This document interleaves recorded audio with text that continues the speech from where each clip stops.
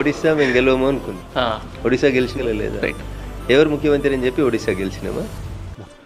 ఎవరు ముఖ్యమంత్రి అని చెప్పి ఒడిస్సా గెలవలేదు కదా. గెలిచిన తర్వాత ఎమ్మెల్యేలు కూర్చొని అందులోంచి ఎవరిని సెలెక్ట్ చేసినారు. ఒక గిరిజన బిడ్డను ఇక్కడ ముఖ్యమంత్రిని చేసింది భారతీయ జనతా పార్టీ. సో మిగతా పార్టీలాగా చంద్రశేఖరరావు గారు పోతే రామారావు గారు పోతే ఈ మనిషి గారు పోతే ఇంకొక కేసీఆర్ గారు ఇట్లుండదు కదా లెక్క. అట్లా ఇప్పుడు ఇదే కదా మీరు చూసేది. అట్లా కనబడే నాయకులు భారతీయ జనతా పార్టీలో చాలామంది ఉంటారు. ఎవరు ముఖ్యమంత్రి అనేది ఎట్లా చెప్తారు వంశీ?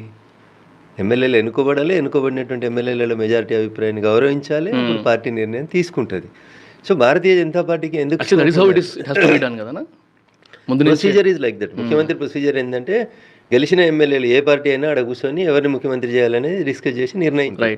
ఏకాయం కుదరకపోతే కేంద్ర పార్టీ ఇద్దరిని అబ్జర్వర్స్ని పంపించుకుంటుంది, అలా మెజారిటీ అభిప్రాయాన్ని గౌరవిస్తారు. లేదు పార్టీ అవసరం ఉంది అని అనుకున్నప్పుడు అవసరం ఉన్నటువంటి వ్యక్తులనే పెడతారు. రాజకీయ అవసరాలని బట్టి ఆ రోజు నిర్ణయం జరుగుతుంది.